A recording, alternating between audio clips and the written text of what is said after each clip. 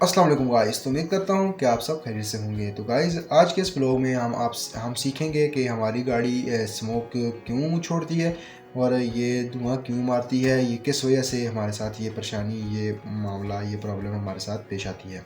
तो guys, video शुरू करने से पहले मेरी तमाम दोस्तों आपसे ये गुजारिश है कि मेरे इस यूट्यूब पर अगर नए हैं तो उसको सब्सक्राइब और बेल के आइकन को प्रेस कर दें ताकि इसका नोटिफिकेशन, नई आने वाली वीडियो का नोटिफिकेशन आप तक पहुंच सके।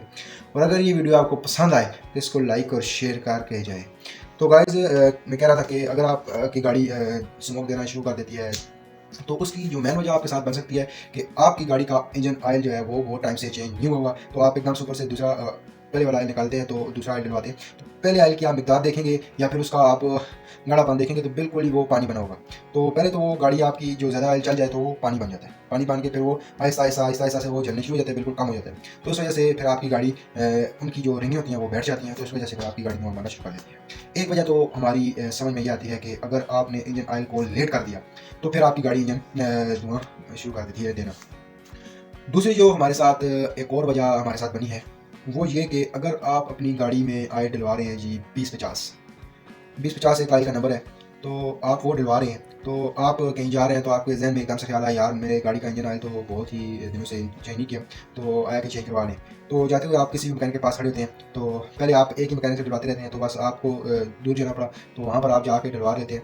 तो उसके पास होता है जी 1040 या 2040 का ऑयल होता है, तो आपको समझ नहीं आती, तो डिब्बा तो ऊपर से एक ही होता है या अंदर से अलग अलग हो जाते हैं या कंपनी में फ़र्क आ जाता है, तो फिर आप वो ऑयल डलवा लेते हैं। तो उस वक्त ही आपकी गाड़ी, कई गाड़ियाँ होती हैं कि उस वक्त ही हल्का हल्का देना शुरू कर देती हैं, तो कई जो होती हैं वो नहीं देती, बाद में आपकी गाड़ी ये मसला शुरू कर देती है।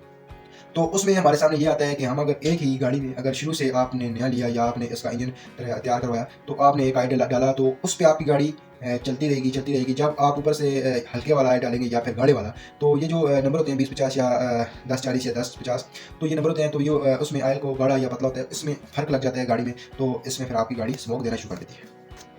तो दूसरी हमारे पास ये वजह आती है कि ऑयल को हम ऑयल में बदलाव कर देते हैं कि दूसरा एक ऑयल की जगह दूसरा ऑयल हम उसके अंदर डाल देते हैं।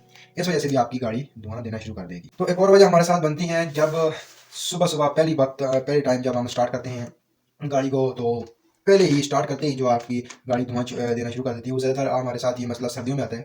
तो उसमें हमारा जो छोटा सा मसला वो ये है कि गाड़ी आपकी उस वक्त स्मोक सुबह सुबह के वक्त इसलिए देती है क्योंकि गाड़ी अगर आपकी बहुत दिनों से खड़ी है सर्दियों में, सर्दियों की बात करूँ, तो फिर आपकी जो वाल्व सील होती है वो हार्ड हो जाती हैं। तो जो चीज़ आपने देखी होगी कि जो चीज़ एक गर्म हो फिर एकदम से ठंडी हो जाए तो वो हार्ड हो जाती है। आपने ज़्यादातर आपने पेट्रोल वाले पाइप को देखा होगा कि वो हार्ड हो जाती है सर्दी में। तो इस वजह से फिर आपकी गाड़ी सुबह-सुबह स्टार्टिंग में जो धुआँ देती है, तो उसका आप उसी वक़्त आप उसमें नोटिस लें और आप उसका हेड का काम करवा दें, तो वाल्व सीलन का काम करवा दें, तो फिर वो लंबा नहीं होगा इंशाल्लाह। तो ओनली ऑन उसमें सिर्फ और सिर्फ आपके हेड का काम होगा, उसमें वाल्व सीलें डलेंगी, तो आपका जो सुबह-सुबह पहले टाइम में स्टार्टिंग में आपकी जो स्मोक देती है, वो खत्म हो जाएगी। तो मेरी आप सब दोस्तों से ये गुज़ारिश है कि आप अपनी गाड़ी के इंजन के ऑयल को लाज़मी उस पे ख़्याल रखा करें कि आया कि इसमें ऑयल का कितना टाइम हो चुका है और ये कब से हमने डाला है और कब तक ये चलेगा। तो ओनली ऑन इसमें सिर्फ और सिर्फ 1 महीने का लिमिट रखा करें कि अपनी रनिंग को देख के कि हमारी गाड़ी कितने टाइम में 1 माह में कितना चलती है। तो उस रूटीन से या फिर आपकी मीटर चला लें। तो मीटर की बात की जाए तो आपकी गाड़ी जो ऑयल हम डालते हैं इसकी रनिंग 850 किलोमीटर होती है। तो मीटर के लिहाज से अगर आप करें तो 850 किलोमीटर चला के आप अपने ऑयल को चेंज करवा लें, क्योंकि इससे आपका ये फ़ायदा होगा कि एक तो इंजन के अंदर जो चीज़ें होंगी वो अपनी जो उनकी क्वांटिटी होती है वहाँ तक महदूद रहेंगी। एक तो आपका इंजन जो है वो ठीक रहेगा।